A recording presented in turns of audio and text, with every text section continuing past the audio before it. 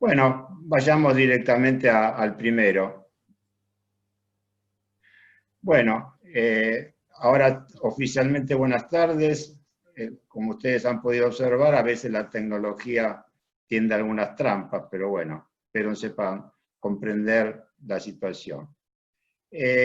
Como decíamos en las dos clases anteriores, la idea de la organización del sistema de clases es ir cada vez más de lo general a lo particular.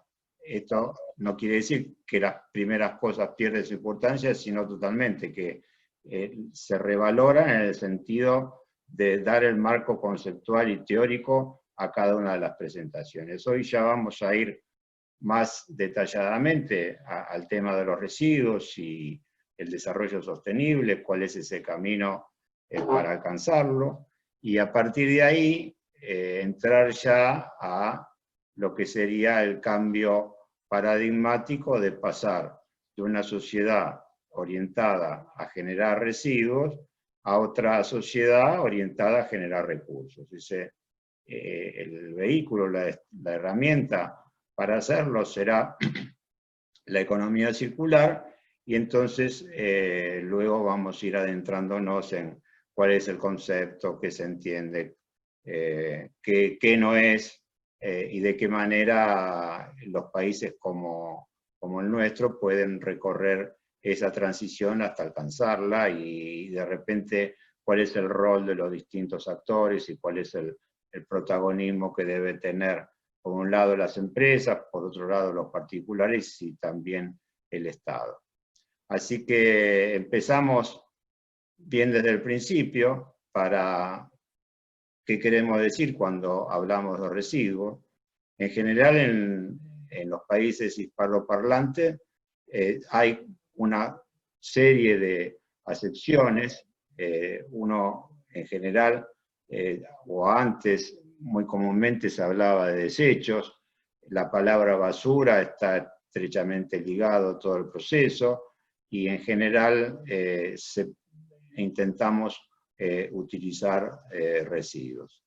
¿Qué significa residuos para la Real Academia Española? Son cosas o materiales provenientes de la actividad humana que han sido descartadas voluntaria o involuntariamente por su pérdida de valor de uso, su pérdida de eficiencia o de efectividad, su excesivo uso y su destrucción o descomposición por causas humanas o de la naturaleza. De acuerdo a cómo se presentan y asumen distintos estados, estos estados pueden ser sólidos, líquidos o gaseosos, y en general los sumideros naturales donde pueden disponerse serán el agua, el suelo o el aire. Pero para convenir, y esto fue algo que se hizo cuando redactamos la perspectiva, vamos a usar, y se utilizó, la definición que el Convenio de Basilea tiene para residuos, y es la que están ustedes viendo delante de ustedes. O sea, se entiende por residuo las sustancias u objetos cuya eliminación se propone proceder o se está obligado a proceder en virtud de la legislación nacional. O sea, hay hechos voluntarios, individuales, o hay hechos obligatorios dispuestos por una regulación. El Convenio de Basilea, ustedes saben que regula todo el convenio transfronterizo de residuos peligrosos, y en general, en su acepción inicial, en lugar de residuos utilizaba desechos, pero bueno, hemos convenido a utilizar la palabra residuos. En inglés pasa más o menos lo mismo.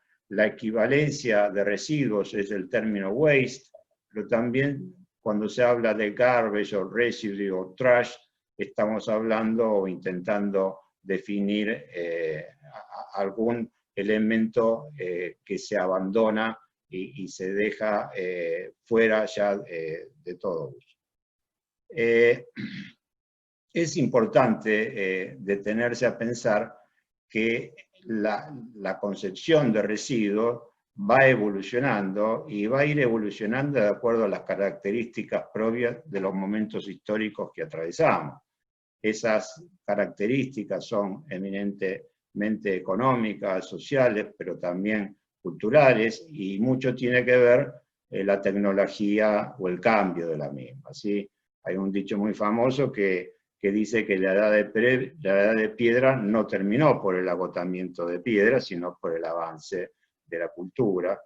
Y hay otro ejemplo también muy usado, que es a fines del siglo XIX, en las grandes ciudades, el transporte utilizado generalmente eran carros con caballos, y la cantidad de carros y carruajes en las ciudades generaba una cantidad de excrementos de los caballos bastante importante, y que era uno de los grandes problemas de salubridad y del sanitarismo de aquella época. ¿Y cuál fue la forma de que esto fue eliminado? Porque se inventó el automóvil y se dejaron usar los carruajes. O sea, esta evolución de qué se entiende por residuo va a llegar en algún momento en esta transición hacia la economía circular, que quizá residuo se considerará el momento en que un recurso deje de ser utilizado o deje de ser útil para ese reuso. Así que a partir de ahora, por eso es que adoptamos el término residuo. La siguiente.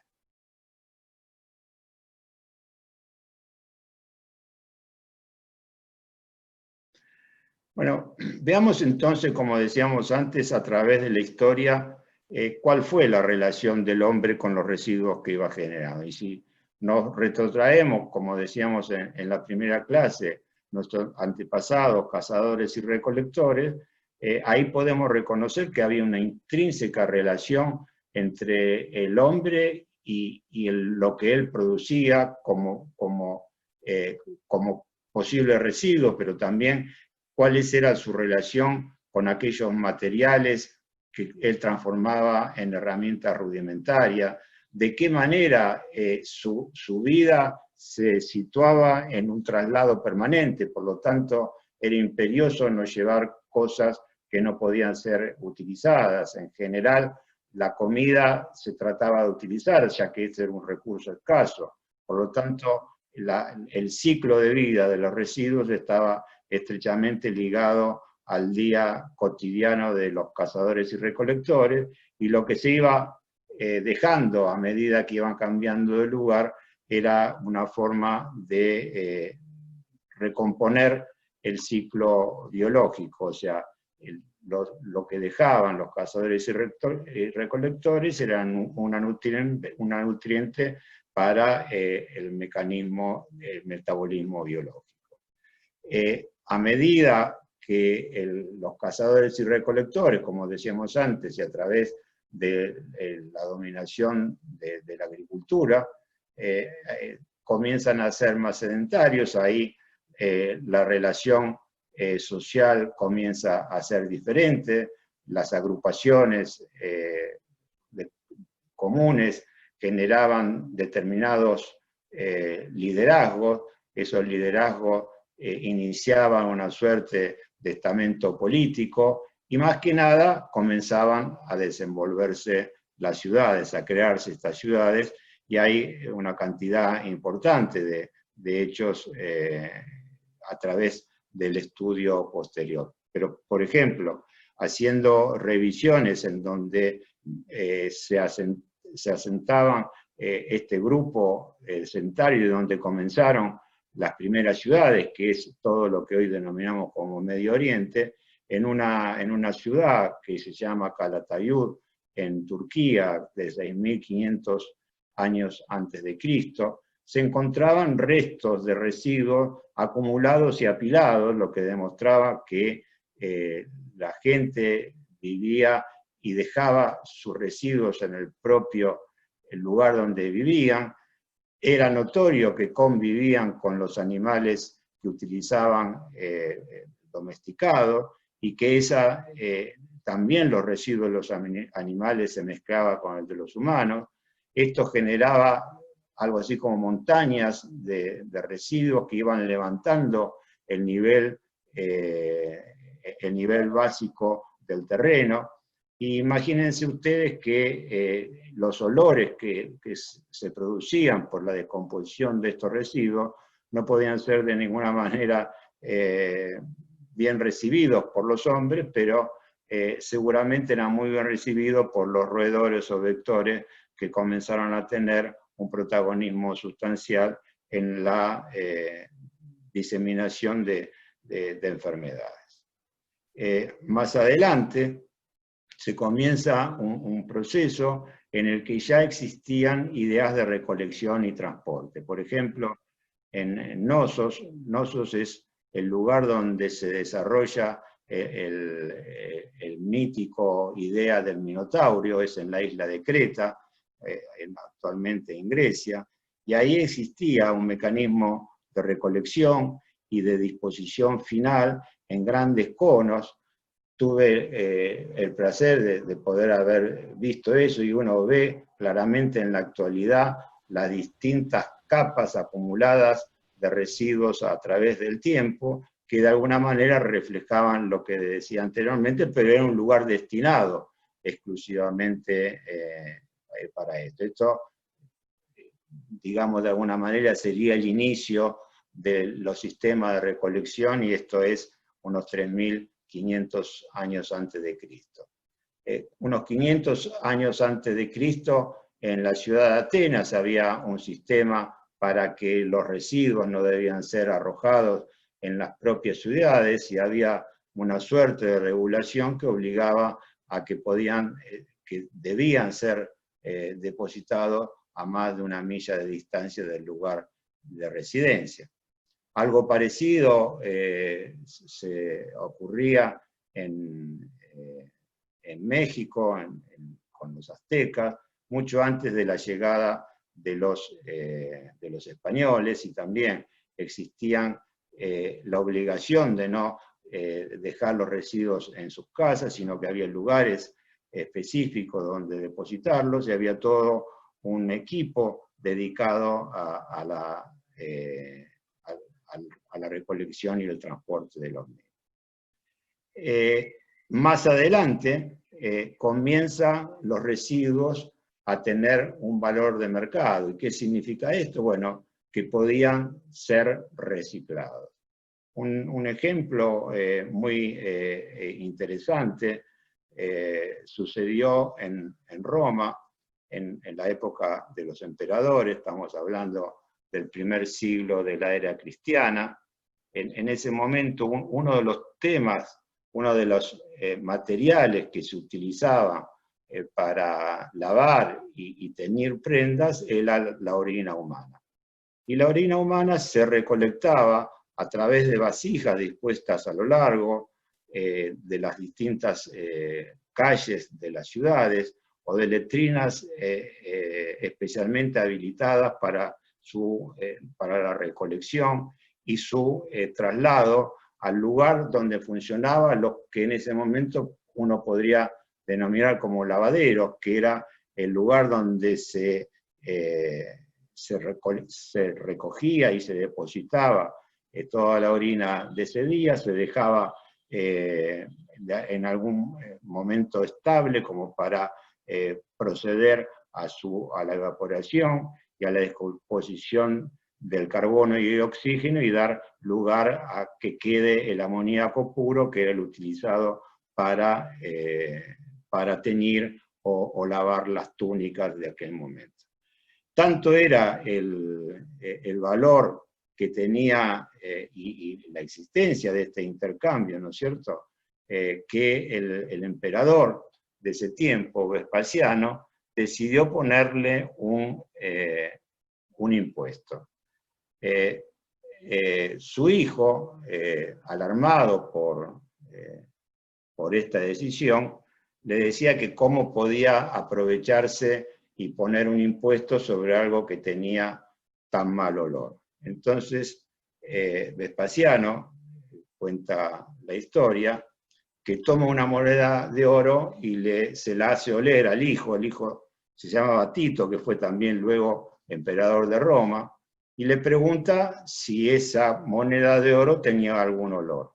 Y por supuesto, él le dijo que no, y ahí se acuñó una frase utilizada a lo largo de la historia, que en latín es pecuniam non olet, que quiere decir el dinero no tiene olor.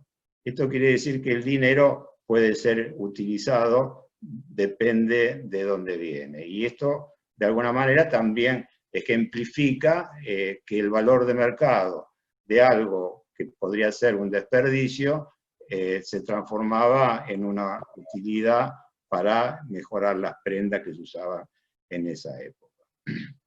Más adelante, entre los siglos XII y XVIII, una de las cosas que más se utilizaba para su reciclado eran los trapos. Esos trapos luego se generaban fibra para la fabricación de papel. El rey Felipe II, a fines de 1700, dispuso la forma en que estos trapos debían ser recolectados en Nueva México, que era una colonia española en lo que hoy es México, y transportar esos paños a España para la fabricación de papel. Por lo tanto, esto también, o sea, los paños eran, y los trapos eran utilizados muy habitualmente para este tipo de cosas y tenían, por supuesto, un valor de mercado. Otra experiencia interesante fue ya al inicio de la Revolución Industrial.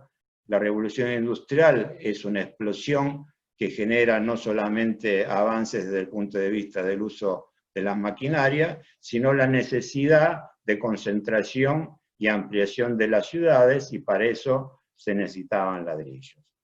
Para eso, y había cuerpos especiales de gente que se dedicaba a recoger los restos de carbón de leña, carbonilla y tierra que quedaba luego de la actividad y del uso de las máquinas. Se recogían con un sistema establecido para ello, y lo que podía ser utilizado, por ejemplo, la carbonilla o el carbón de leña como abono, pero la tierra podía ser utilizada junto con una mezcla de carbón para volver a hacer más ladrillos. Esto, de alguna manera, fue evolucionando hasta que, y los valores iban en incremento hasta que hubo una saturación de la ampliación de las ciudades, lo que hizo decaer la demanda y por lo tanto bajar el valor del mercado y dejar la actividad de lado. Siguiente, María. Junto con estos ejemplos de cómo podrían ser utilizados los residuos, vemos que comienza algo así como un avance institucional. Una de las primeras avances institucionales a fines del siglo XVIII fue lo que ustedes ven, la Westminster Pavement Act, que de alguna manera obligaba a los municipios, le otorgaba la responsabilidad de barrer y arreglar las calles y cuidar y mantener el alumbrado público. Y comienza a preocuparse por el efecto sobre la salud en la medida de que había una idea de que ese olor a podredumbre, de la descomposición de los residuos, podía hacer algún efecto sobre la salud.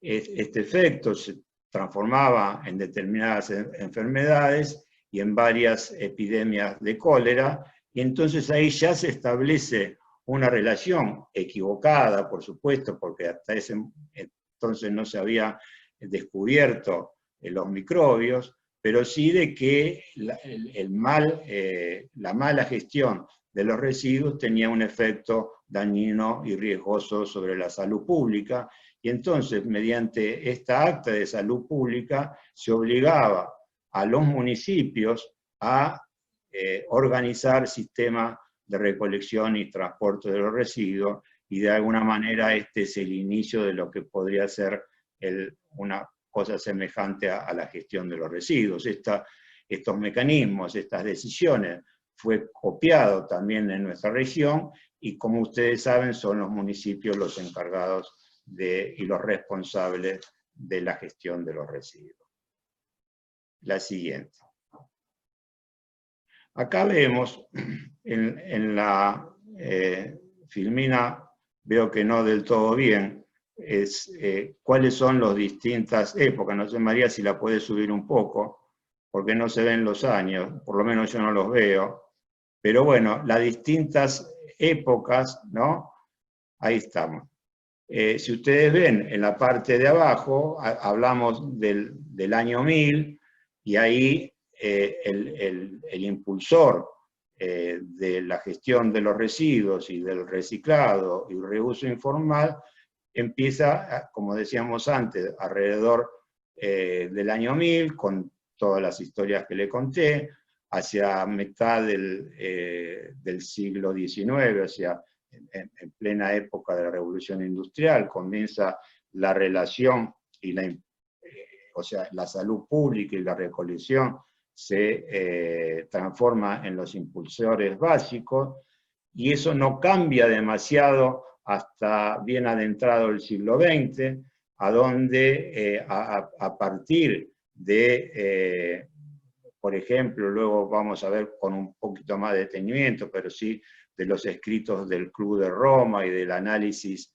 de las distintas asambleas relacionadas con el ambiente, comienza a redescubrirse el reciclado. Estamos hablando luego de 1970, comienza a haber un interés particular para una protección ambiental, o sea, el impulsor, además de la salud y el reciclado, es también la conservación y la protección del ambiente, y a generar mecanismos especiales y apropiados de disposición final, y hacia ya principios del siglo XX comienza un nuevo impulsor fundamental, que es la relación de los residuos con el cambio climático, y la intención entonces que el ambiente global está por arriba del ambiente local, y que no va a haber solución local para un problema global. Y entonces comenzamos con las ideas de la relación con el cambio climático, y lo que vamos a ver más adelante, la preocupación por la escasez de los recursos y el manejo de los mismos, o sea, lo que vamos a ver más adelante con lo que denominamos la economía circular. La siguiente. Comienza entonces, a partir de este siglo prácticamente, a hablarse más detenidamente sobre la gestión integral. ¿Y qué significa la gestión integral? La podemos explicar en el análisis de estos dos triángulos. El triángulo de la izquierda nos mostraría aquellos elementos físicos que condicionan el ordenamiento de los sistemas.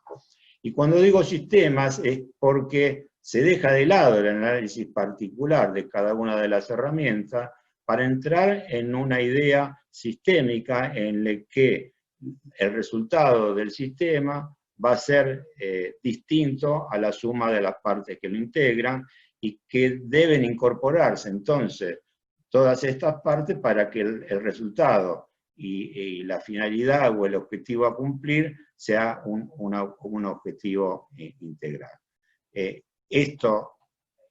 La integración de los sistemas, por supuesto, tomará las características propias del lugar y condiciones socioeconómicas, pero todos apuntan entonces a obtener y mejorar holísticamente esa integralidad.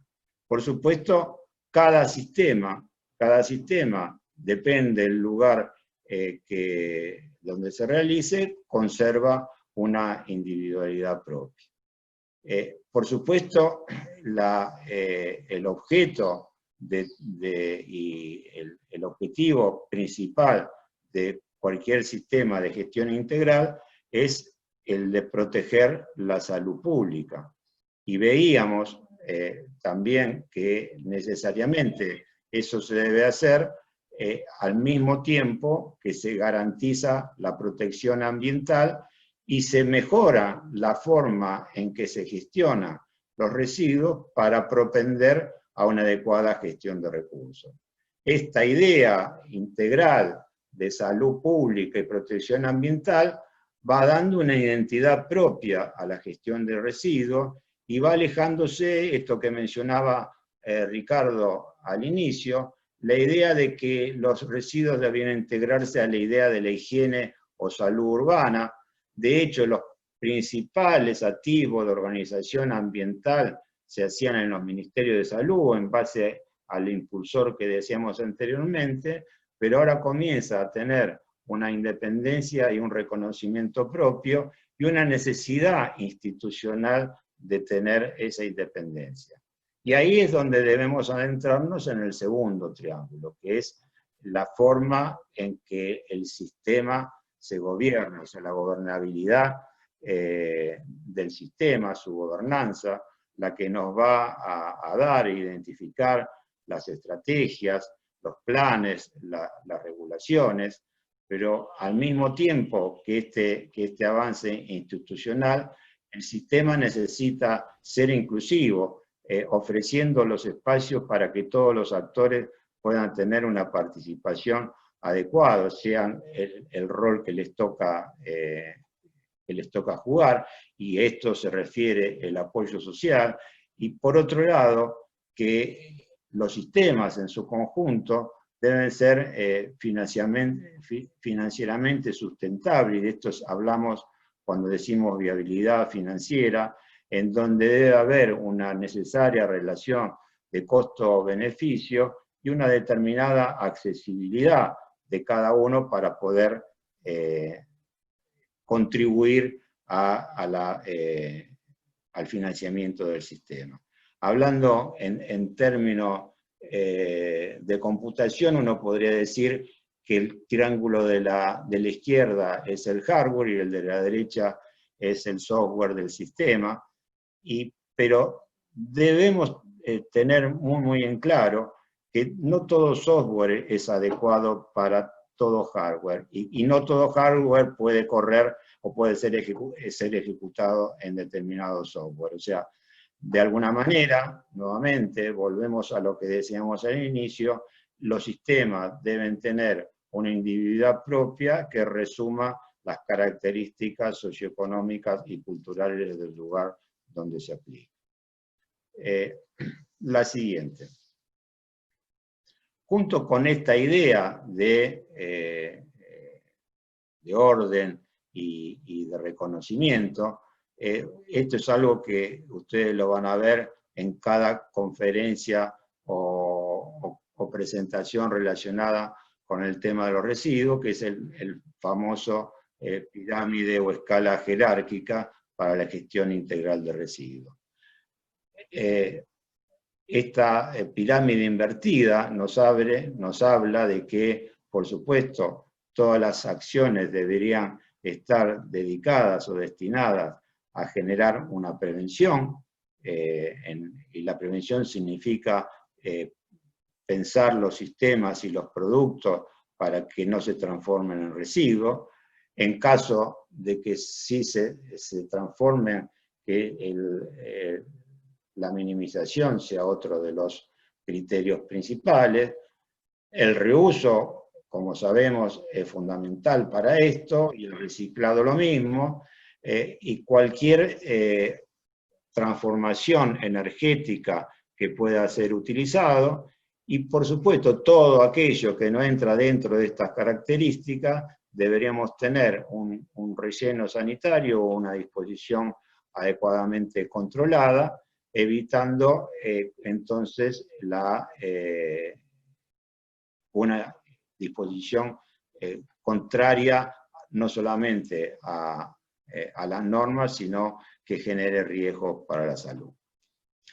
Por supuesto que esto es una mera expresión de un orden establecido ideal, de esto, querer transformarlo a la realidad desde un sistema de residuos, no siempre es posible. La escala jerárquica no mide ni determina de qué manera uno puede combinar todos los instrumentos que uno tiene para que, por ejemplo, no le interesa la escala jerárquica, no está incluido en ella su viabilidad financiera y por lo tanto, como veíamos anteriormente, uno debe combinar todas las variables en función de que tengan una viabilidad financiera o que tenga una aceptación social o que tenga un efecto benigno hacia el tema ambiental.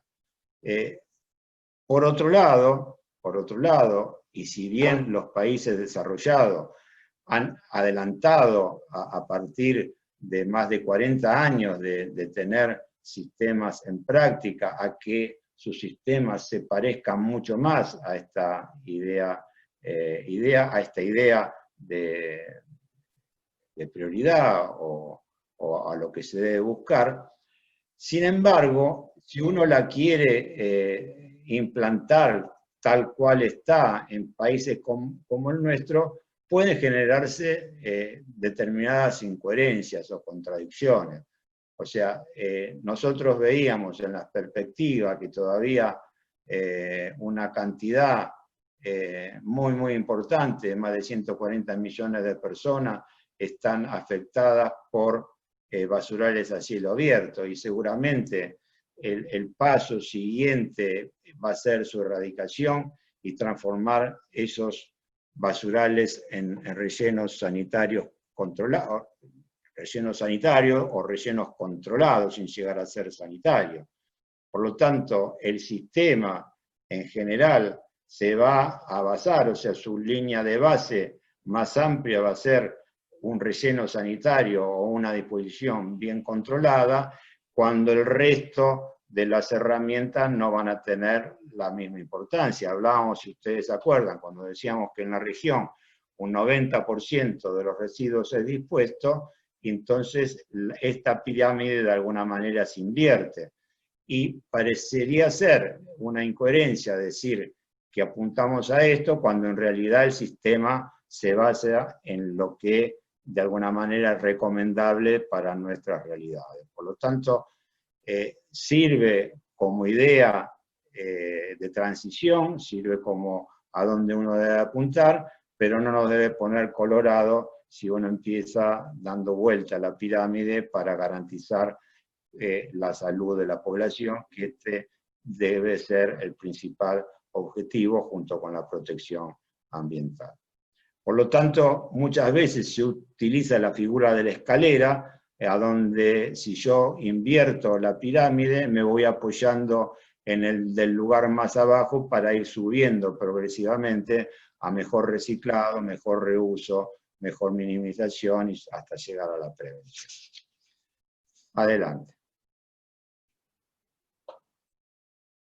Esto, de alguna manera, lo que decía al finalizar, o sea, que el objetivo sería garantizar la salud, veamos de qué manera, y esto lo van a ver con detalle mañana con Ernesto, pero de qué manera los basurales a cielo abierto presentan un claro riesgo para la población. Porque, ¿qué sucede en ellos? Bueno, hay quemas intencionales, donde se hace generalmente para achicar el espacio y tener más espacio para arrojar los residuos.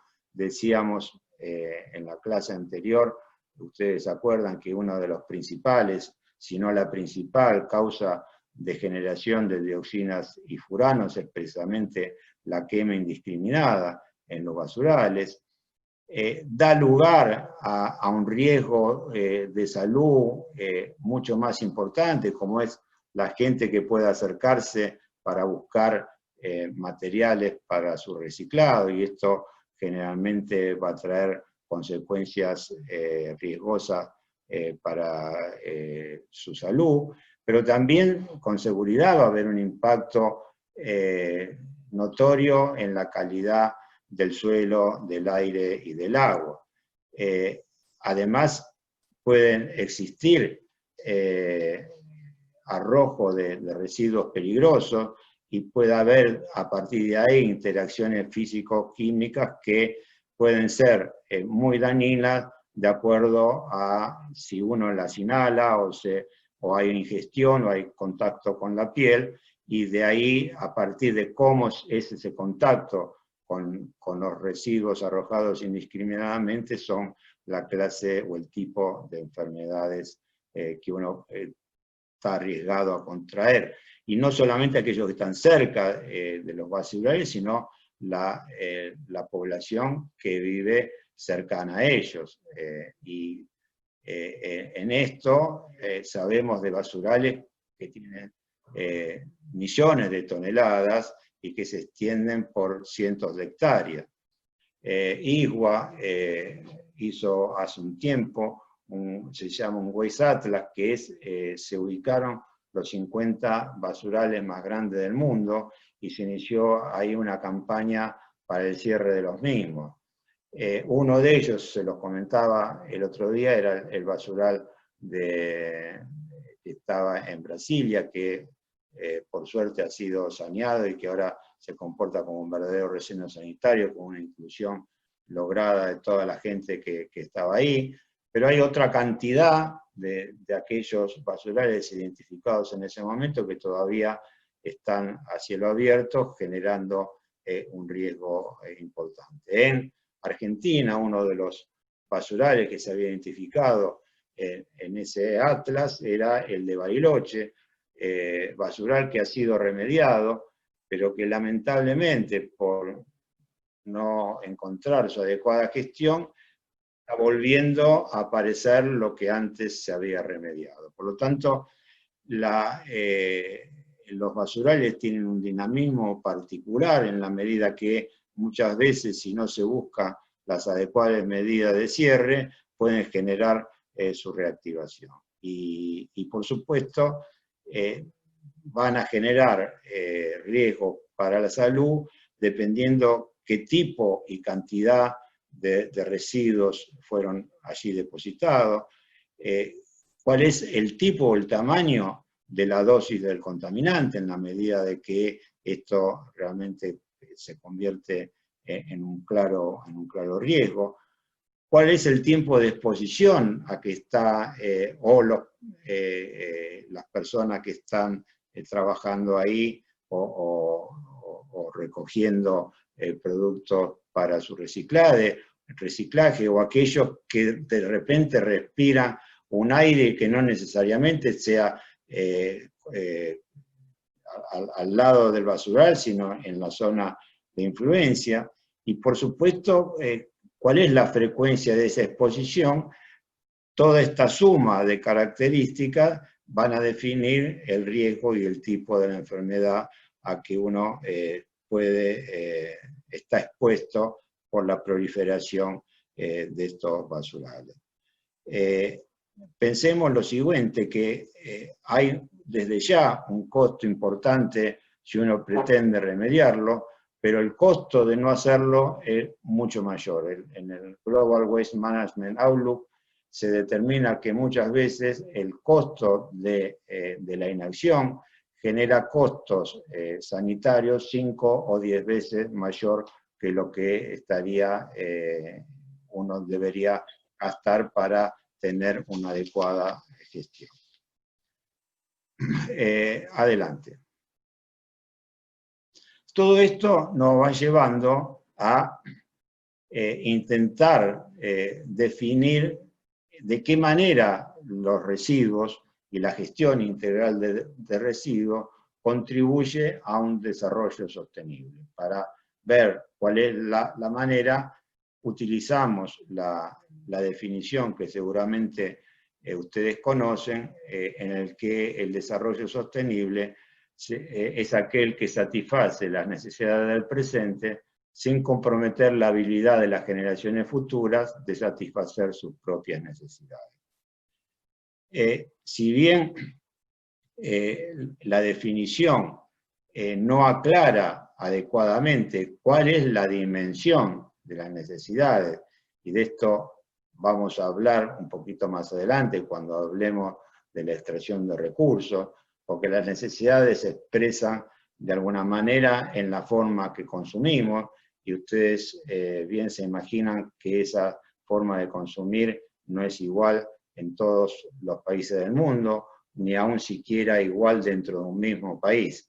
Por lo tanto, sin llegar a definir la magnitud y las características de esas necesidades, lo que sí nos habla es a garantizar una suerte de equidad intra e intergeneracional. O sea que no estamos destinados a generar un riesgo a las futuras generaciones con el solo afán de satisfacer nuestras propias necesidades. Pero lo importante de la idea de desarrollo sostenible es que el desarrollo sostenible implica un cambio permanente. Y ese cambio, ¿cómo se expresa?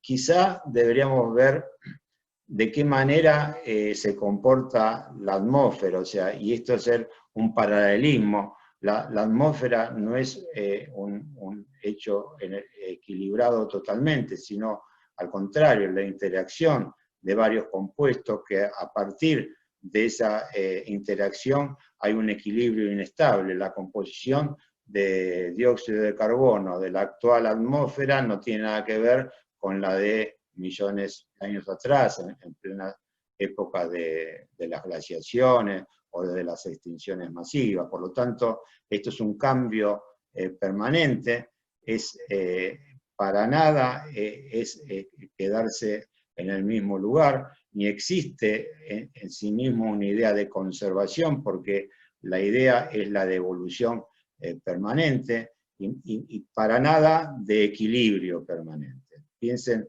ustedes que si uno ve un electrocardiograma, debemos preocuparnos cuando ese electrocardiograma nos marca un equilibrio total, porque quiere decir que la persona está muerta. Por lo tanto, ese equilibrio inestable es el que debemos ir buscando, y se pone como centro el ser humano. ¿Y para qué se lo pone como el centro? Precisamente para mejorar su calidad de vida. De esto, de alguna manera, lo que se intenta es reducir las incertidumbres, reducir la idea de escasez, y lo que se busca es entonces esa equidad intra e intergeneracional.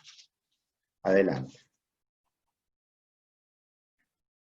Y cuando hablamos nuevamente, y esto, disculpen que vuelva un poco sobre lo mismo, pero reconocer este trípode en el que uno mezcla lo ambiental con la gobernabilidad y la economía es reiterativo, pero es la base y el desarrollo de la idea del desarrollo sostenible.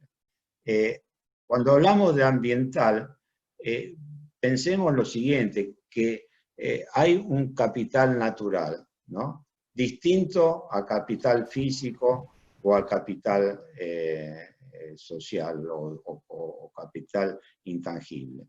¿Qué es el capital natural? El capital natural es la suma de recursos renovables y no renovables. Los no renovables podría ser el carbón, el petróleo, etcétera, etcétera, pero los renovables son todos aquellos como el viento, el sol, que puedan generar energía. Este capital natural es el que nos marca la dimensión si cumplimos con esta sostenibilidad. Hay dos formas de medir la sostenibilidad ambiental, y es uno puede realizar acciones combinando los distintos capitales, ¿no?, y obtener un producto determinado. Si ese producto, el resultado es positivo, sin analizar cada uno de los términos de esta ecuación, uno puede decir que se cumplió con lo mínimo de ese desarrollo sostenible. Una idea un poco más estricta habla de que el que no debe de ninguna manera decrecer es el estado del capital natural. Y ese capital natural no como una idea de stock permanente, sino también por la idea de que ese stock que debería ser permanente nos da una cantidad de servicios transformados en bienes comunes, como puede ser cuando hablamos de cambio climático, precisamente hablamos de un bien común, o sea, cuál es la calidad del aire que respiro y de qué manera está compuesto, cuáles son la cantidad de partículas de dióxido de carbono que están incluidas ahí. Entonces, por lo tanto, vemos que existe una relación directa entre la manera que gestionamos nuestros residuos con la idea de la utilidad del capital natural y de que todo eso debe estar engarzado con las medidas u objetivos relacionados con el cambio climático. Pero además, eso necesariamente tiene que estar relacionado con un desarrollo institucional que pasa por ese capital humano, ese capital intangible, que en definitiva, ¿de qué estamos hablando? De lo único que genera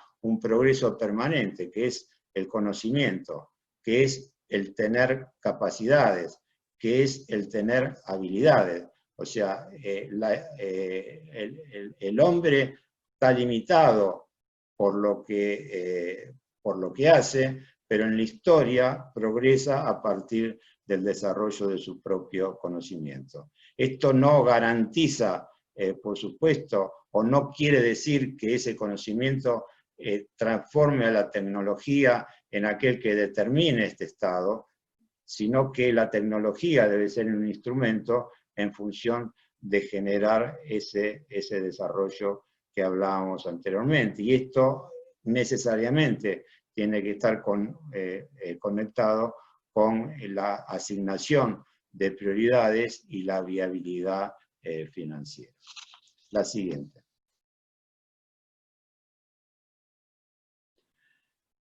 Veamos cómo fue evolucionando esto, o sea, los términos no surgen de un momento a otro, sino que tienen evolución y van sufriendo cambios a partir del análisis y del estudio que se va realizando. Un hecho distintivo, lo mencionamos anteriormente, es la aparición del libro Los límites del crecimiento en el año 1972, elaborado por el Club de Roma, donde más de 100 científicos de 30 países se ocuparon en analizar de qué manera el crecimiento estaba amenazado o tenía indicios de una suerte fragilidad al no conocer los límites materiales, y esto es, al no conocer cómo quedamos expuestos por excesivo uso de los recursos naturales. Esta declaración de Roma fue utilizada en una de las primeras conferencias de las Naciones Unidas sobre medio ambiente. En realidad en aquel momento se denominó de medio humano. El que presidía esa conferencia era Maurice Strong, que fue uno de los que acuñó el término de ecodesarrollo, o sea, lo que luego se transformó en desarrollo sostenible comienza con la utilización del ecodesarrollo. Las declaraciones de esta asamblea o declaración de Estocolmo fueron llevando paulatinamente a la aparición de otro documento muy importante que se denominó en nuestro futuro común, que fue emanado por la Comisión Brundtland, y Brundtland era la persona que la dirigía, que era la ministra de Ambiente de Noruega en aquellos tiempos.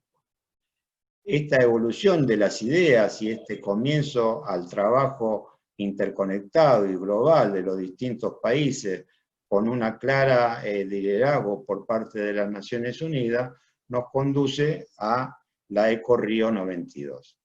La Eco Río 92, además de multitudinaria, dio resultados realmente interesantes. Imagínense que de la Eco Río 92 surge lo que luego fue la Convención de Cambio Climático y también la Convención para la Biodiversidad. Todas las cosas que, si ustedes se acuerdan, en la primera clase mencionábamos como que están realmente amenazadas. Otro de los resultados de la Eco Río 92 fue la Agenda 21, que en su capítulo 21 se dedica expresamente al tema de los residuos, y ahí se comenzaba toda esta idea de la importancia de la organización del sistema, de avanzar con estrategias, de avanzar hacia un reciclado, de generar una disposición sanitaria de los mismos.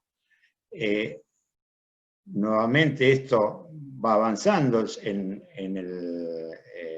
el año 2002 se hace la conferencia de Johannesburg, donde también comienza ya a balbucearse la idea de desarrollo sostenible, que tiene ya su uso integral a partir de la Eco Río Eco 20, que también se realizó en Río, donde se establecen que los objetivos para ese desarrollo sostenible es nuevamente la interacción global. Acuérdense lo que decíamos el primer día, la relación de ayuda y de apoyo de los distintos países, con el objetivo final de erradicar la pobreza, proteger el planeta y asegurar la prosperidad de todos sus habitantes.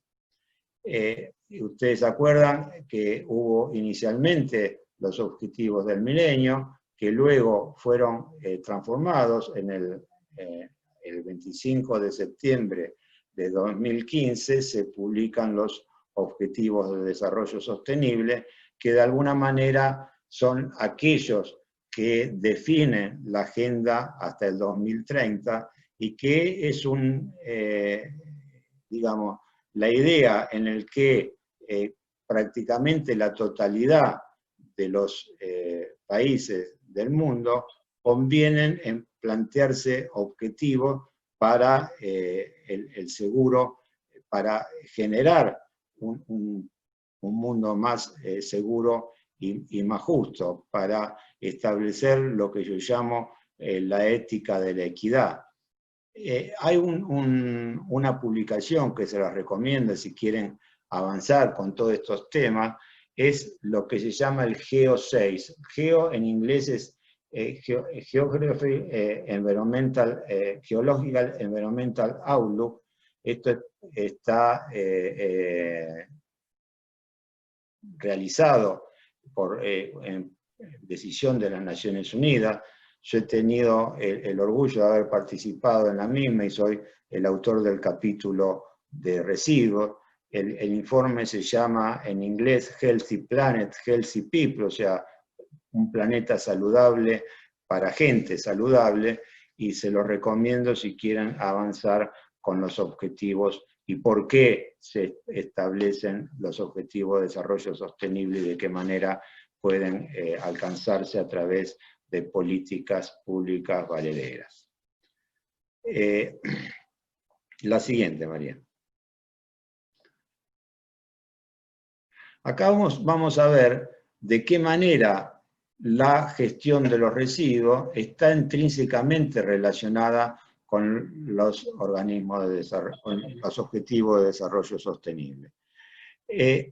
La idea es de que uno puede analizar cada uno de los objetivos aisladamente, pero la idea es la visión holística de todos los mismos, en el que para que cambiar la situación del mundo deben cumplirse todos y cada uno de los objetivos. Entonces el desarrollo sostenible se cumpliría por alcanzar todos esos objetivos. Y esto, por supuesto, implica el desarrollo de políticas públicas que tengan ese famoso trípode de combinar la economía con el ambiente, con lo social. Entonces, esto debe ser alcanzado y tomado para sí por todos los países, no solamente los desarrollados, sino los que están en vía de desarrollo, y con seguridad que cada cual lo enfrentará de acuerdo a sus capacidades, pero desde la obligación de generar y aumentar esas capacidades. Les decía que para no entrar en el detalle de cada uno de los objetivos de desarrollo sostenible, vamos a intentar ver cuáles son aquellos objetivos que se están planteando desde el punto de vista de la gestión de residuos y de qué manera ellos están relacionados con el cumplimiento de estos objetivos de desarrollo sostenible, que, como les decía, no se sitúan exclusivamente en objetivos exclusivamente ambientales, sino que hay objetivos económicos y sociales y de salud. Entonces, si vemos que esto debería, en este corriente año, esto por lo menos vamos a ver que muchas de estas cosas no se vienen cumpliendo, pero veamos sí cuáles son las relaciones. Si nosotros queremos generalizar el acceso a servicios adecuados, seguros y asequibles de recolección de residuos sólidos, recuerden ustedes lo que decíamos de Latinoamérica y del Caribe, donde más del 93% de esto se cumple, por lo tanto no estamos tan alejados del cumplimiento de esa meta, pero con esa meta cumplida contribuiremos a obtener una vida sana para todos y ciudades seguras. Si lo que se pone, si el objetivo es poner fin a los basurales a cielo abierto, objetivo en el que estamos notoriamente retrasados, y lo digo desde la responsabilidad propia que tenemos como argentinos, el reconocimiento de este problema, pero bueno, si uno pone fin a esto, ven todos aquellos objetivos de desarrollo sostenible que podrían ser cumplidos, desde una vida sana, a un agua limpia, ciudades más seguras, una producción y consumo responsable, proteger los recursos marinos y los ecosistemas terrestres. Y todo esto tiene relación a lo que yo les decía anteriormente cuando veíamos qué pasaba con el tema de los basurales. Adelante.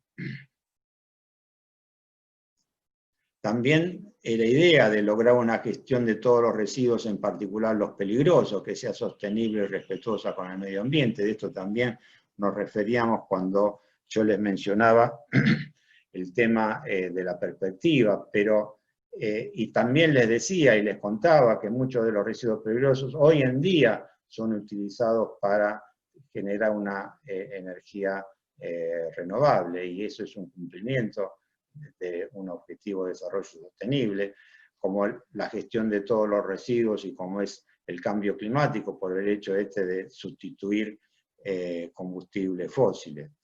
Si hablamos de objetivos para garantizar para el año 2030, vemos que reducir sustancialmente la generación de residuos a través de la prevención y de las 3R, como todos ustedes saben, reducir, reutilizar y reciclar, y crear así empleos verdes.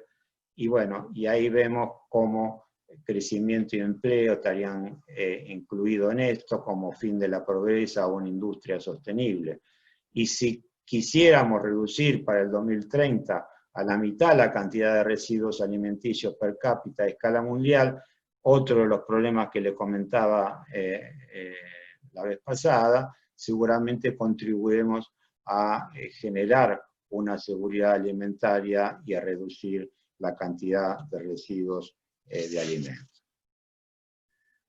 Adelante. El logro de sistemas de gestión exitosos o bien integrados o con objetivos cumplibles trae aparejado una serie de beneficios. Si hablamos de beneficios ambientales, porque decíamos que una de las formas era contribuir a reducir los gases de efecto invernadero. Si queremos generar y mejorar los aspectos de contaminación y degradación ambiental, la erradicación de basurales lo permitirá. Esta idea del generar un recurso nos va a provocar un ahorro de materias primas vírgenes y tener un ahorro en la cantidad de energía para obtenerla. La idea de energías renovables es otro de los beneficios ambientales que podemos obtener, o sea, toda la biomasa de los residuos es aplicada ya, y se los comentaba también la vez pasada, en la generación de energía, algo que no es menor, que es el paisaje. Esto hace al goce de la naturaleza y al cumplimiento de esa idea de aumentar la calidad de vida, y por supuesto que las ciudades van a tener una connotación de mucha más seguridad en cuanto a la posibilidad de habitarlas. La siguiente.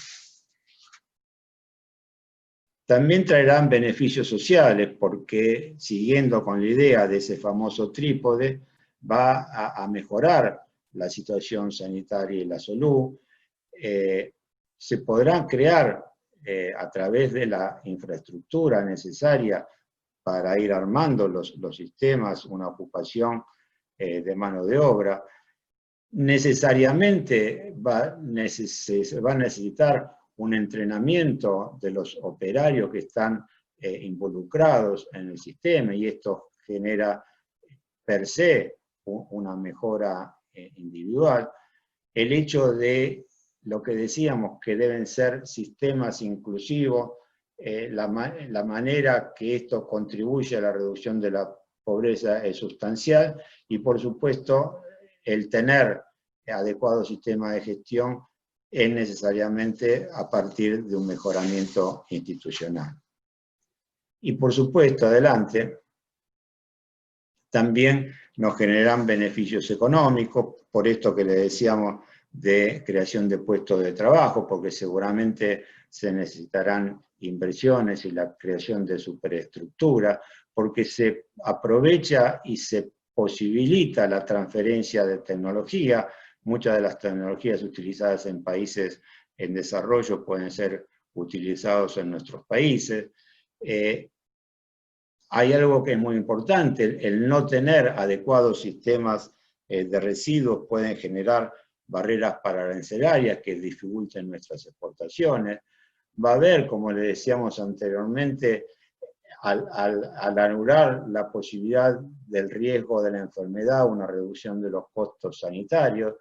Un tema fundamental, y especialmente esto en muchos de los países de Latinoamérica, en especial en las islas del Caribe, que esto, uno de sus ingresos, si no el más importante, es la actividad turística, y la actividad turística no puede desarrollarse a partir de una inadecuada gestión de residuos.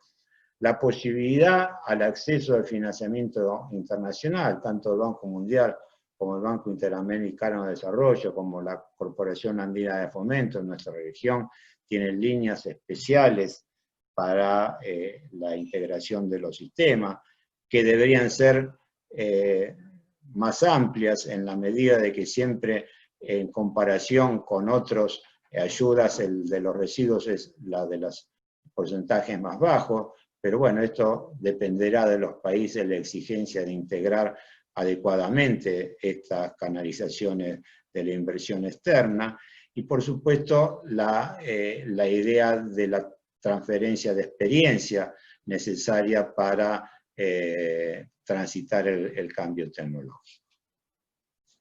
Adelante.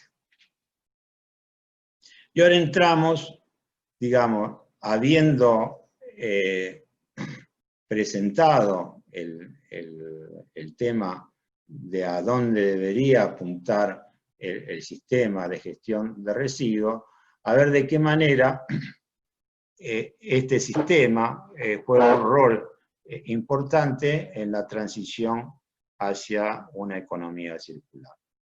Y para eso debemos ubicarnos en un tema fundamental, lo mencionamos cuando hablamos del capital natural, que es de qué manera se va aumentando casi geométricamente la extracción de los recursos. Y acá voy a utilizar una frase que leí que me gustó. Decía Gandhi que la tierra da lo suficiente para satisfacer las necesidades de todo hombre, pero no para satisfacer su codicia. Y es esto un poco hacia donde nos debemos situar en cuanto al análisis de qué manera fue aumentando. Ustedes ven, a medida que nos corremos en el gráfico y a partir del año 2000, es como que entramos en una etapa de aceleración en la utilización de los recursos naturales. Imagínense que entre 2014 y el año pasado, 2019, esta extracción aumentó en un 17%. Pero no solamente uno debe quedarse en forma amplia con que se aumenta la extracción, sino que también en esa extracción uno debe analizar cuáles son distintas situaciones que se van presentando, porque de repente se van creando inequidades ante el abastecimiento de distintos materiales. Uno de los temas más conflictivos del actual momento es lo que se denomina la utilización de las tierras raras. Tierras raras son aquellos componentes especialmente para la industria de la información. El mayor proveedor, y a veces único proveedor de estas tierras raras, es China, con lo que esto implica en cuanto a la relación de competencia que puede tener China con otra superpotencia, o de dependencia en cuanto a países en vía de desarrollo en su relación con el mercado chino. Hablando, decíamos, en la definición del tema de la definición de las necesidades. Les voy a dar 2 o 3 ejemplos. Si el consumo per cápita de barriles hace 10 años en Estados Unidos era de 11 barriles por persona, cuando en China era 3 y en India era 2.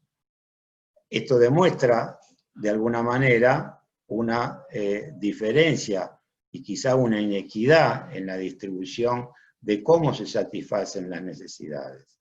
El promedio de calorías insumidas por un habitante de Estados Unidos es de 3.700 calorías por día.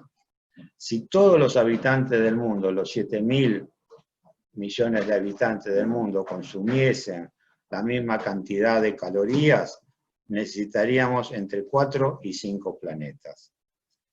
Pero más aún, si nos preocupa de qué manera se regeneran lo que consumimos, hay un índice que marca de qué manera se van consumiendo a medida que pasa el año, y el último índice refleja que a partir de agosto ya se llegaría a la totalidad en el que la Tierra podría abastecer esas necesidades.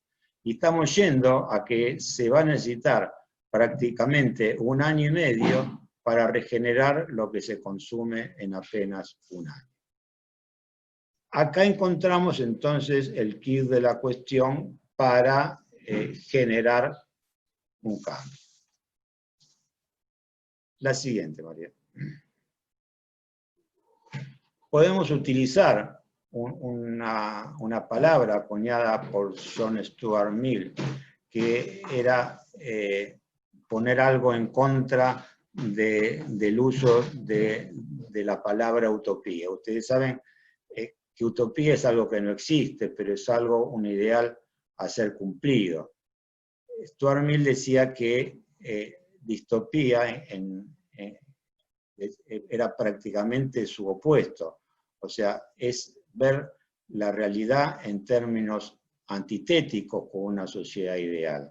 O sea, el hecho distópico es precisamente que estamos avanzando en forma negativa para cumplir con aquellos objetivos o aquellos ideales que veníamos desarrollando cuando hablábamos de los objetivos de desarrollo sostenible. Siguiente, María. Y acá utilizaríamos una de las frases de Einstein que decía que no podemos solucionar un problema si seguimos pensando de la misma manera que cuando se generó el problema. Entonces, el reconocer que estamos ante un momento distópico y el reconocer que estamos ante un problema y que debemos cambiar de alguna forma, nos lleva inevitablemente a que estamos, adelante María, estamos en un momento de un necesario cambio de paradigma. Si al paradigma lo definimos de esta forma, o sea, como las creencias y supuestos que actúan conjuntamente para crear una visión de mundo integrada y unificada, equivalente a la realidad misma. Esto es lo que de alguna manera constituye un paradigma. ¿Es fácil cambiar un paradigma? No es nada fácil, al contrario, es bastante difícil, porque en general los que están conformes o satisfechos con el paradigma existente, de alguna manera nos van a decir que su accionar o su sentido común, que podría utilizarse de esta forma, representa el orden natural de las cosas, por lo menos hasta lo que se sabe. Entonces, cambiar esa idea, cambiar ese paradigma, requiere un trabajo importante, detallado, en el que, como mínimo, lo que hay que comenzar es a presentar las dificultades, las inconsistencias, las incoherencias. Una de ellas es precisamente esta idea de la extracción de los recursos, que si ustedes se acuerdan, nos lleva hasta alcanzar los límites planetarios. Entonces, la inconsistencia y la incoherencia de plantear superar el límite planetario nos lleva a dos caminos, o a pensar que en vida en Marte, y entonces nos tendríamos que paulatinamente ir trasladando hacia allá, o si realmente vemos eso como algo inalcanzable, debemos efectuar un cambio importante de paradigma. La siguiente. Y de alguna manera este cambio de paradigma está encarnado por la economía circular. ¿Y qué es la economía circular? De alguna manera es, decíamos en la anterior clase, que es de alguna manera copiar a la naturaleza. Es tratar de generar un metabolismo industrial que copia el metabolismo biológico. O sea, que ese natural metabolismo biológico tenga una copia, que es el metabolismo industrial, que de alguna manera nos lleve a pensar productos que tengan como finalidad ser parte de otro proceso productivo, convertirse en una materia prima secundaria en otro proceso productivo. De alguna manera es ir generando una noción de posibilidad. Ya varios a través de la historia nos han presentado la idea de la escasez, de la pobreza, de la oscuridad, del hambre. Uno de ellos, a principios del siglo XIX, fue Malthus, aquel que nos decía que los alimentos crecían en forma aritmética y la población en proporción geométrica, y que por lo tanto se iba a llegar un momento que esa escasez iba a representar el quiebre de la posibilidad. Nunca estas expresiones agoreros fueron satisfechas. De alguna manera, el hombre a partir del conocimiento fue generando alternativas. Pero ese conocimiento no puede generarnos la tranquilidad de sobrepasar un límite planetario, porque ¿de qué manera podría obtenerse? Entonces, necesariamente el copiar esta forma de metabolismo es la noción básica de la economía circular. Economía circular que debemos precisar en dónde se va a desarrollar. Y decíamos también en la primera clase que la economía circular es una emergente de la cuarta revolución industrial. Y la cuarta revolución industrial puede ser, de alguna manera, colaborar con la economía circular, porque vemos que necesita quizá menos materias primas, o menos energía, o menos trabajo, pero donde el conocimiento, como decíamos, es lo fundamental. Pero si la cuarta revolución industrial copia los modelos de negocios, aquellos que nos hablaba la economía lineal, de extraer, producir, consumir y tirar, entonces ahí va a haber un quiebre indispensable entre la cuarta revolución industrial y la idea de alcanzar una economía circular. La idea de la economía circular es romper definitivamente con el dualismo entre el hombre y la naturaleza, es buscar la interconexión entre ambos, en que la realización del hombre tiene que ser al mismo tiempo que la realización de la naturaleza, porque el hombre, junto con los otros seres vivos, como también lo veíamos, es aquellos que tripulan la esfera que nos va llevando hasta nuestro destino final. Diseñar es la clave o el cerebro de la economía circular, y debemos diseñar para una abundancia de bienes, para que el hombre genere su supervivencia y no su sobrevivencia. Es generar desde un momento inicial un nutriente como el metabolismo biológico va generando para su reproducción permanente. Y si pensamos que los residuos tienen un rol protagónico en este tema, los operadores de residuos lo tienen en la medida que son los que van a generar estas nutrientes a través de su intervención en los procesos de reciclado, de reuso, etcétera, etcétera. Adelante. ¿Es un tema nuevo, novedoso? No, para nada. Es volver, como siempre, a recuperar ideas ya establecidas. El primero que habló de economía circular fue David Pearce, que la menciona así, economía circular, y la que mencionaba la cantidad de ciclos que podían dar los productos, siempre manteniendo, y él lo decía desde el primer momento, que estos ciclos no pueden ser permanentes. Con su trabajo con Turner y con Atkinson también, inician toda una etapa de economía y ambiental en el que establece precisamente estas posibilidades.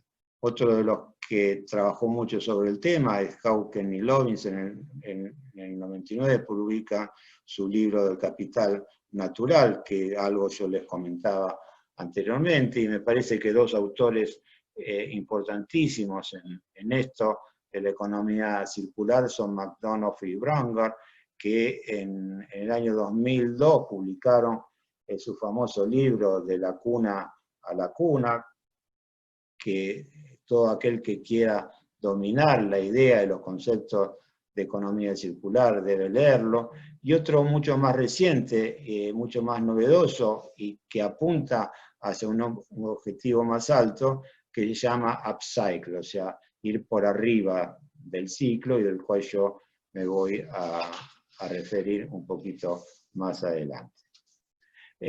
Y adelante, María.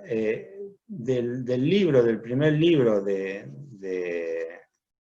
McDonough y Bronger, extracté esta frase que me parece realmente, además de muy poética, da una idea bastante acabada de que se quiere decir cuando se habla de economía circular y volver a la naturaleza, y si me permiten se los leo, y dicen: consideren un cerezo, cada primavera produce miles de capullos, la mayoría de los cuales caen al suelo.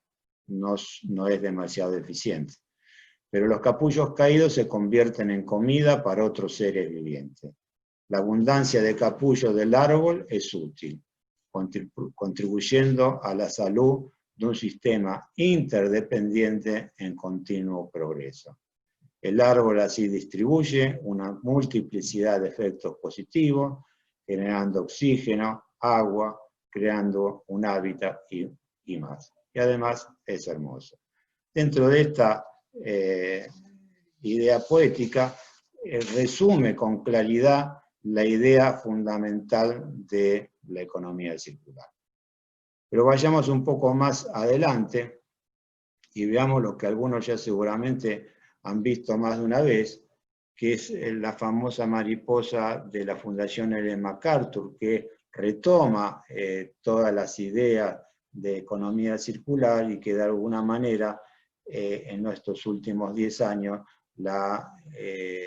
hace de que el interés público demostrado por gobiernos y empresas pongan en marcha esta posibilidad, y bueno, todos sus documentos son muy recomendables. La mayoría de ellos fueron adaptados para diseñar y redactar la política de economía circular de la Unión Europea. En este sentido, y creo que también está incorporado en la bibliografía que sugerimos para ustedes, Igua hizo un trabajo muy importante, donde hay 6 reportes, donde se va desde la presentación del tema en sí, a cómo desde cada uno de los distintos procesos o procedimientos o herramientas de la gestión de residuos se puede contribuir significativamente en la economía circular. Y lo importante es entender entonces estos dos campos separados, uno de la derecha y otro de la izquierda, en el cual el de la derecha se refiere a todos aquellos materiales construidos en un proceso de producción, o son fabricantes de piezas o de productos o proveedores de servicios, y ahí a través, importantísimo, la gestión o el rol de los operadores de residuos, se pueden dar ciclos en el cual cada producto puede ser utilizado por un usuario, pero luego puede reusarse o mantenerse y prolongar su vida útil, se puede reacondicionar o refabricar o reutilizar o redistribuir, y si no también reciclar, y eso volver al origen, al sistema. Y por el lado izquierdo es todo el ciclo de la vida natural, donde los procesos como, por ejemplo, los de compost pueden utilizar y crear mejoradores de suelo, pero también la posibilidad de generar biomedicina, toda la actividad de la producción de alimentos, la producción, como decíamos anteriormente, de biogás. Entonces, el primer principio es preservar y mejorar todas aquellas ideas del capital natural que decíamos anteriormente, y tratar de balancear los flujos renovables y no renovables en el tema que mencionábamos anteriormente.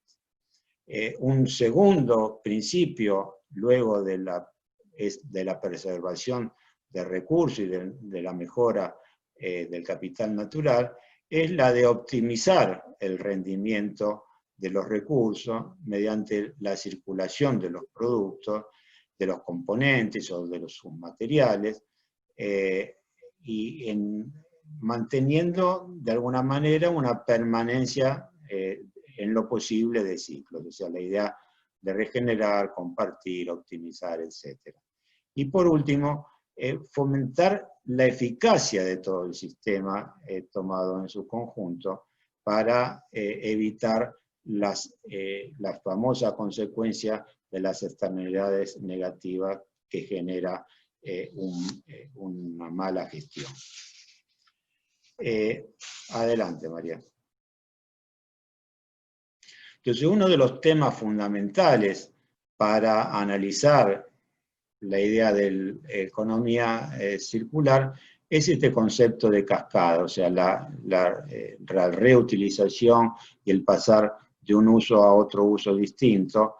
Ahora, lo que sí tenemos que determinar y tener idea es de que todos esos procesos no son permanentes, como decíamos anteriormente, que a medida que vamos descendiendo de esta idea de cascada, lo que uno va a ir obteniendo es una pérdida de calidad en el recorrido del tiempo, y eso debe ser tomado y tenido muy en cuenta.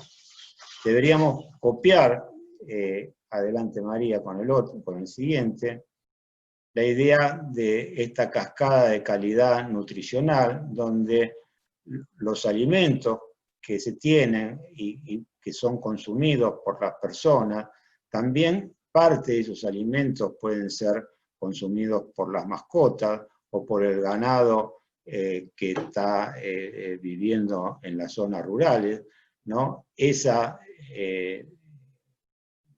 Lo que queda biológicamente puede constituir un fertilizante a través de, por supuesto, la utilización de la radiación solar, y de esa manera volver a generar las condiciones para la creación de alimentos. Esta es un poco la idea de esta cascada, cómo debería funcionar, siempre teniendo en cuenta la idea fundamental de que los rendimientos no son permanentes. Adelante. ¿Qué no es la economía circular o qué no debería ser? Uno de los argumentos utilizados cuando se relanza la idea de la economía circular y en algunos de los documentos de la Ellen MacArthur, de la Fundación Ellen MacArthur, era de que el precio era la época en que los precios de los commodities estaban realmente altos y que de alguna manera los países europeos tenían una dependencia del aprovisionamiento de estas materias primas. Y que por lo tanto el desarrollar una economía circular iba a crear una suerte de independencia de esta necesidad de abastecerse y de estar dependiendo del abastecimiento de materias primas o de recursos naturales extraídos en otros países. Como ustedes saben muy bien, una de las características de los países en vía de desarrollo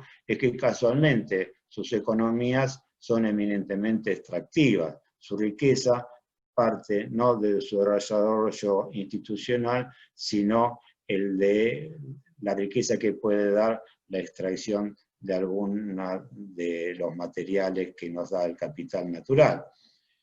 Seguir con esta línea de pensamiento es volver a discutir o a poner sobre el tablero la vieja discusión de los años 70 del deterioro de los términos de intercambio, donde había una notoria dependencia de los países marginales que se convertirían en productores de materias primas y donde luego los valores que debían que sean pagados por eso no eran los necesarios como para abastecerse de aquellos productos terminados que se necesitaban. Entonces, la economía circular no debe propender a crear esta nueva división, o esta división repetida, para decirlo de otra forma. Por otro lado, no es una religión, no es una creencia religiosa, no debe ser una unanimidad, debe adquirir las particularidades propias de los actores y de las condiciones de cada uno de los países. No es ni siquiera una utopía, es la posibilidad concreta de avanzar con el cambio de paradigma que decíamos anteriormente, y esto hace a la noción concreta de los límites del planeta. No es una cuestión de fe, sino, como decía San Pablo, es de ir a la construcción de las cosas, no solamente con fe, sino con obras, se avanza en el proceso de desarrollo. Y lo que seguramente no es ni puede ser la economía circular es seguir pensando en los mismos términos que cuando creamos el problema. Adelante. Para eso debemos tener presente algo que viene junto con las leyes de la naturaleza. Y tenemos que tener muy presente esta que es la segunda ley de la termodinámica, que es clave para entender el avance de la economía circular. O sea, en el mundo la cantidad de energía está predeterminada, o sea, la energía no se pierde, sino que solo se transforma, pero cada vez que hay una transformación de esa energía, y ahí lo tienen bien explicado en la definición, hay una pérdida de esa energía, esa dispersión, esa pérdida de energía es lo que se denomina entropía, y el resultado de la entropía es la caída del resultado del sistema. Entonces debemos saber de antemano que existen estas limitaciones y no debemos ir más allá de lo que estas limitaciones nos van determinando. Por lo tanto, es necesario reconocer que existe la ley de los rendimientos decrecientes, y esto está demostrado en economía, en todos los estudios económicos, y reconocer la imposibilidad del cierre completo de todos los ciclos. O sea, ¿qué quiero decir con esto? Que en definitiva siempre vamos a tener que consumir alguna materia prima virgen.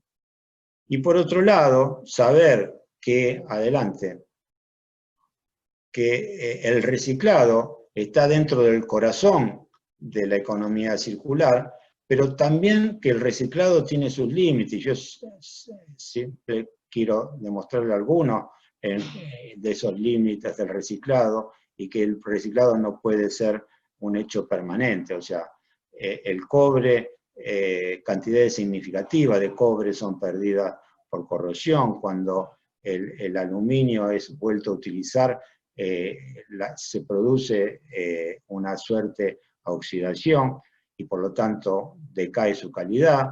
Cuando queremos obtener a partir de fibra de celulosa para el reciclado de papel, sabemos que la calidad de esa fibra va perdiendo su fuerza, lo que reduce el número de ciclos y la calidad del papel en definitiva que podemos obtener a partir de ese proceso.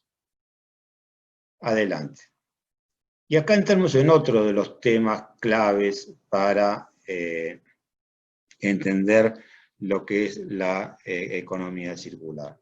Peter Drucker decía que un gerente debe hacer lo correcto. Y lo correcto no es necesariamente lo más eficiente. Si el cerezo fuera eficiente, habría menos capullos y menos nutrientes. Entonces, lo que es el cerezo es efectivo. Lo que debemos buscar, como decíamos antes, es la eficacia de todo el sistema. Es la idea, ¿no?, que no podemos utilizar con la misma idea que teníamos anteriormente, la vieja frase de Einstein, ¿no es cierto? La idea, hay siempre, no sé si ya lo conté, pero bueno, por mi edad me pueden aceptara que se los cuente nuevamente, si es que no lo hice. Hay un famoso cuento de un pastor que llevaba un burro y que con el burro distribuía aceite de oliva en las montañas de Grecia, estoy hablando allá por el medioevo, y él estaba muy contento porque podía abastecer a una gran cantidad de personas con la ayuda de ese burro, pero al final del día y empezaba a hacer las cuentas de cuánto gastaba en los envases, en el producto y dar de comer al burro, su ganancia era muy magra.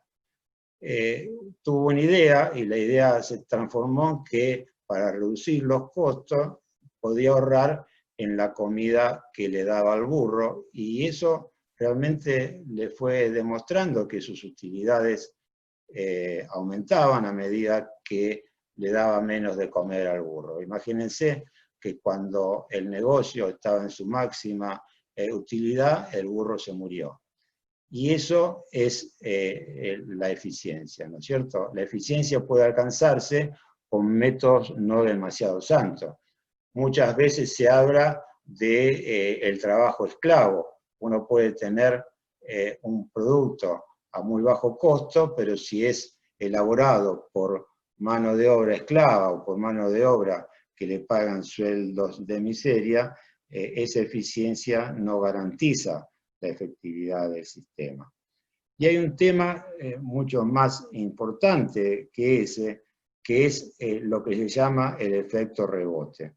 El efecto rebote en la economía circular es nada más y nada menos que poner en práctica lo que un economista inglés del siglo XIX, que se llamaba Jevons, estableció lo que se llama la paradoja de Jevons, y es la siguiente, o sea, a medida de que yo soy eficiente y reduzco los costos de algún producto determinado, puede parecer lo que él denominaba el efecto rebote, que es aumentar la demanda de ese producto precisamente por ese menor precio al que se lo pone en el mercado. El aumento de la demanda vuelve a generar todos los procesos al que se tuvieron que tratar de disminuir, por lo tanto vuelve a generar posibilidades de contaminación, todo lo que se ganó se pierde y el rebote de este hace que esa eficiencia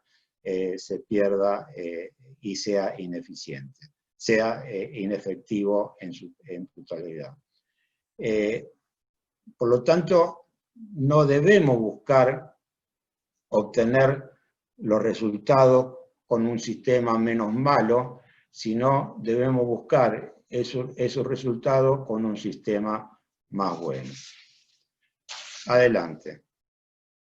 Y de esto se trata lo que Bronner denomina upcycling, o sea, es pensar desde el primer momento de qué manera yo puedo generar una mejor situación, un resultado óptimo del sistema. Un ejemplo muy tonto. Schwarzenegger, cuando era gobernador en California, decía que le enseñaba a su hijo a bañarse en 3 minutos y de esta manera reducía el consumo de agua. Quizá juntando agua de lluvia y utilizándola podía tener un baño de 5 minutos y seguramente que van a estar todos más felices. O sea, el resultado del sistema puede ser elevado.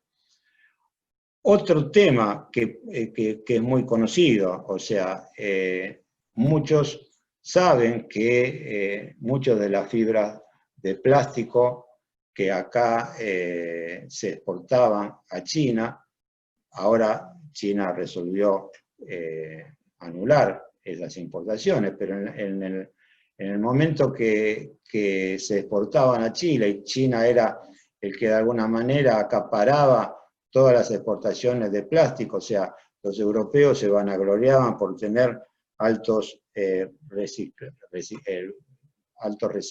porcentajes de reciclado de plástico, y era porque la mitad eran exportaciones a China, y después se lo criticaba a China por la producción de elementos de baja calidad y contaminante que lo usaban con el plástico que se llevaba de Europa o de América Latina.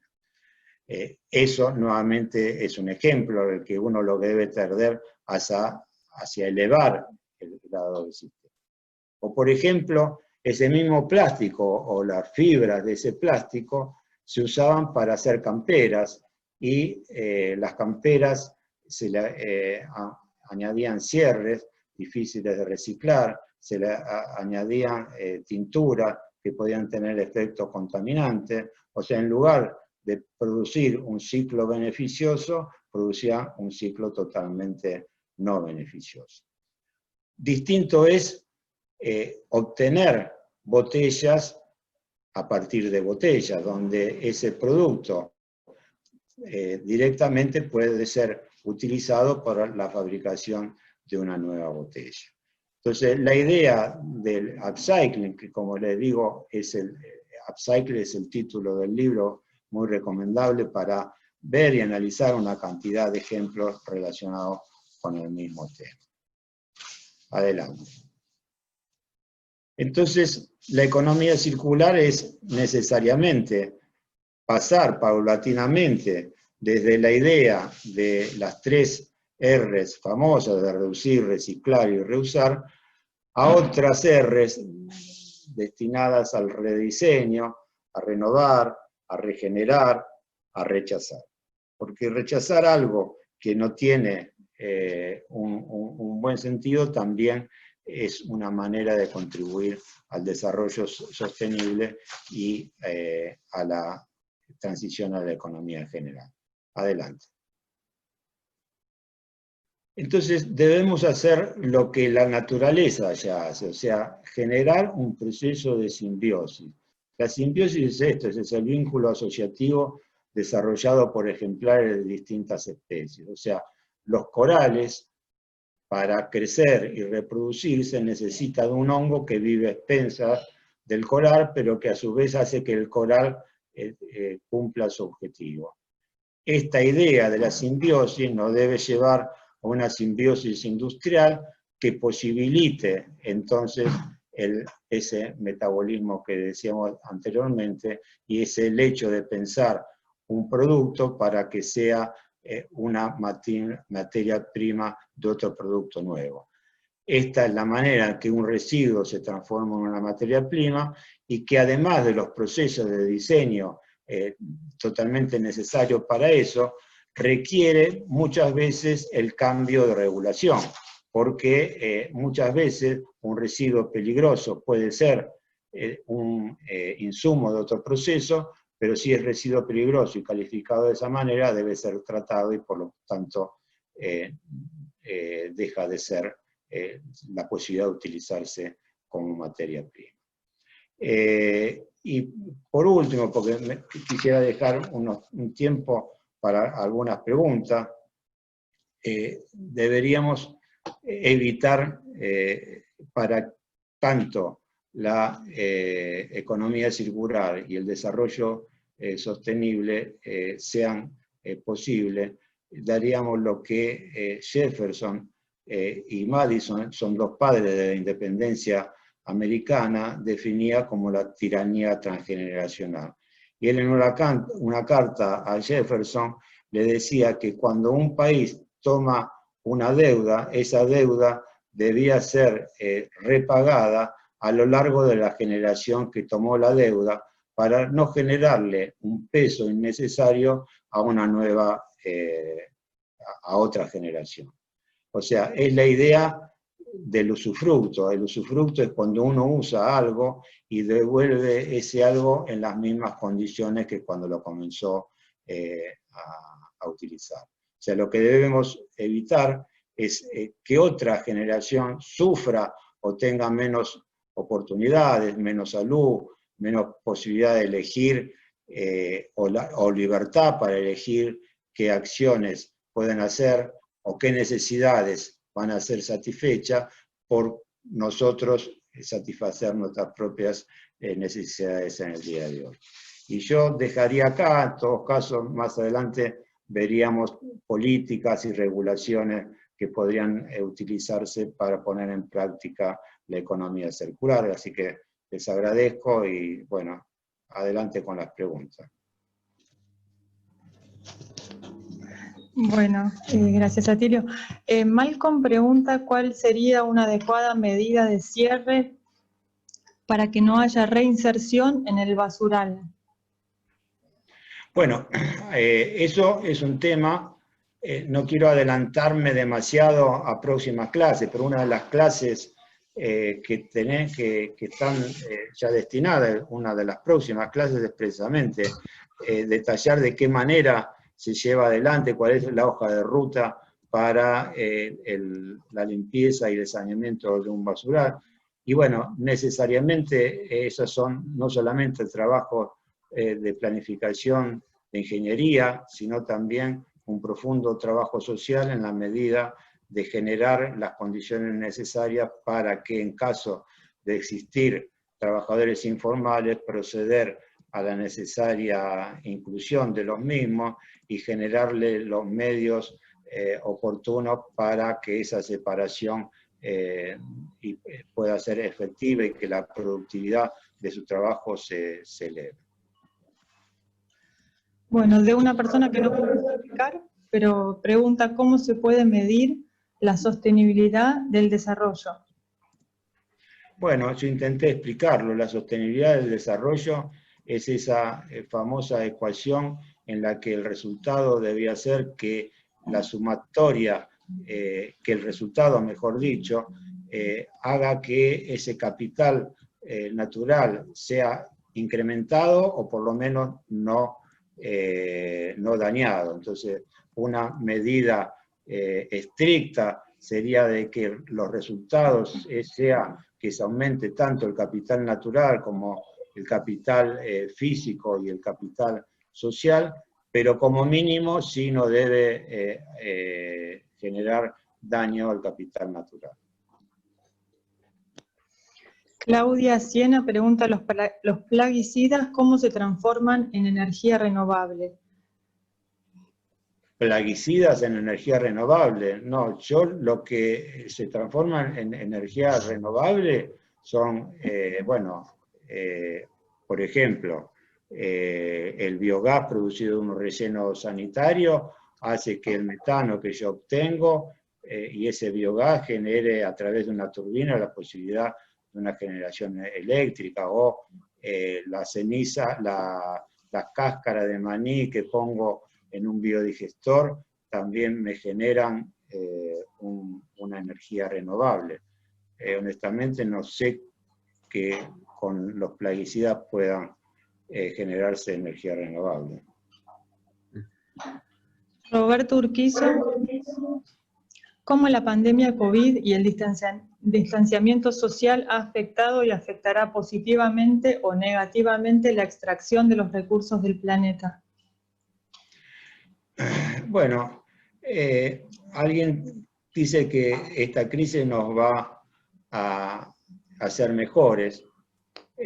Yo personalmente vuelvo a mi idea del primer día. Creo que una vez que se supere esta crisis vamos a volver a repetir los mismos comportamientos. Por eso es necesario generar este cambio de paradigma. Indudablemente uno de los más dañados en este proceso de la pandemia es precisamente todas las posibilidades de reciclado, en la medida de que el trabajo de los recuperadores urbanos no es posible. Esto va a generar, por suerte, entiendo de que el sistema de gerenciamiento de residuos demostró su esencialidad para dar respuesta a la crisis. Entonces, tener sistemas robustos va a poder permitir la recuperación de esos procesos y aún inclusive su mejoramiento en el futuro. En Milagros, si se consumieron menos recursos naturales, con respecto a la pregunta anterior. Con seguridad que en los primeros meses se consumieron menos, pero ya los índices económicos en general en los países comienzan a repuntar.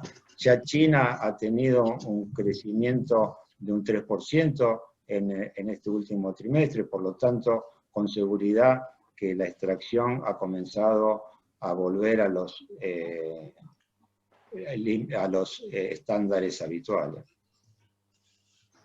Claudio Giordanelli, el desperdicio de capital natural afecta el costo del proceso, por lo tanto, ¿lo podría considerar como un costo de no calidad?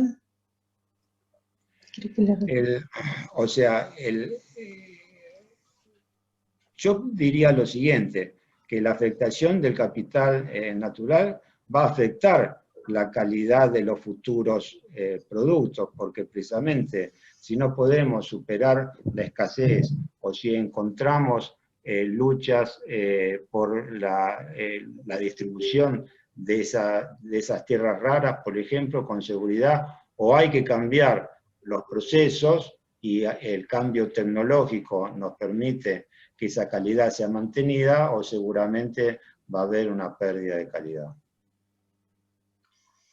Roberto Urquizo, ¿cómo se puede medir la circularidad de un producto o servicio si existe alguna herramienta reconocida por Naciones Unidas o ISWA? No, a lo que se debe apuntar es a generar indicadores de la circularidad.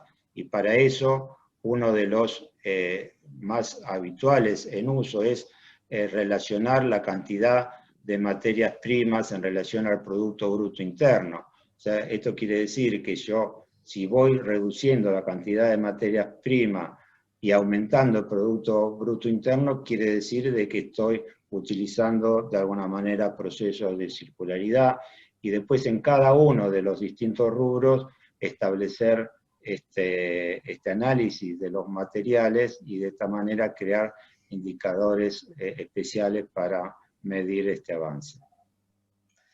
Anabela pregunta si hay herramientas, estándares o guías normalizadas para análisis de ciclo de vida. Sí, por supuesto. El análisis de ciclo de vida es un hecho fundamental para determinar la circularidad de los productos, y no solamente para eso, sino también para analizar con detenimiento de qué manera están compuestos y cuáles son los grados en que esos mecanismos pueden analizarse luego en los procesos de reciclado. Claudio Giordanelli dice, entonces, ¿la economía circular le da prioridad a la eficiencia sobre la efectividad? No, todo lo contrario, le da prioridad a la efectividad sobre la eficiencia, por aquello que decíamos que algo puede ser, algo malo puede ser eficiente, y lo que yo busco es la bondad del resultado final. Claudia Siena dice, si el residuo es de materia viva, ¿debe ser lo mismo el metabolismo o economía circular? ¿Se puede hablar de metabolismo con una materia inerte, claro, creo que quiso poner? Claro. Bueno, digo, uno imagina racionalidades, ¿no? Desde ya que el metabolismo, el único metabolismo que existe es el metabolismo biológico. Lo que tratamos de decir es que para copiar ese proceso natural deberíamos generar un metabolismo industrial que se expresa de la manera en que yo pienso un producto destinado, luego de un primer consumo, a ser o una materia prima secundaria o a constituir una parte de un proceso productivo distinto. Esa, digamos, es la metáfora que se utiliza al utilizar la palabra metabolismo industrial.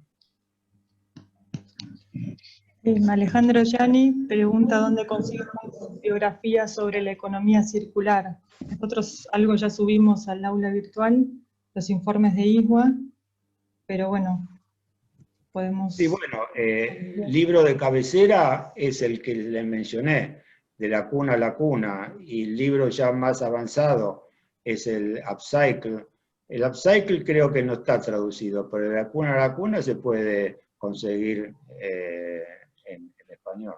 Pero para mí es fundamental para entender el proceso.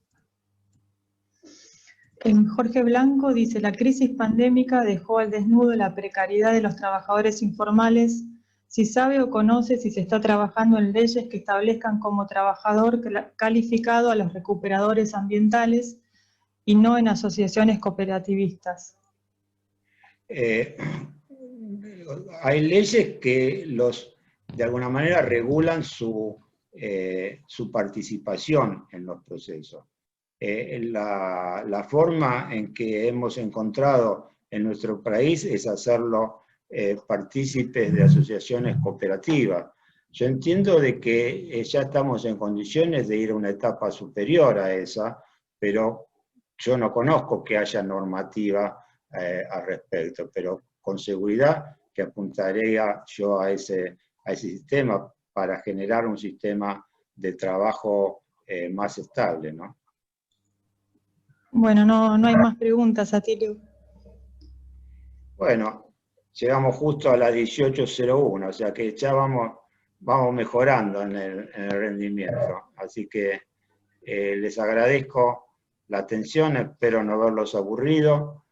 Mañana van a tener una clase realmente interesante relacionada con la salud, con Ernesto de Tito, y también mañana seguramente le vamos a acercar, porque van a tener que trabajar un poco, o sea, y el trabajo se lo vamos a ir enviando como algunas pequeñas preguntas para que deberían estar respuestas para la siguiente clase de dentro de 15 días. Así que esperen, no van a ser muy difíciles, simplemente para que no se distraigan y estén permanentemente pensando en nosotros. Les agradezco mucho, una alegría de ver a cada uno de ustedes. No veo a todos, pero veo a unos cuantos y veo a muchos queridos amigos, así que un saludo afectuoso para todos y nos seguimos viendo. Gracias y buenas tardes. Chao. Chao y gracias. Gracias, María. Chao, gracias, Ricardo. hasta luego. Ahí está Ricardo que se pudo reconectar. Ricardo, no sé si querés decir algo. No, chau a todos, quiero decir. Chau, chau, adiós. Bueno, chao. Chao. Y gracias, Chao.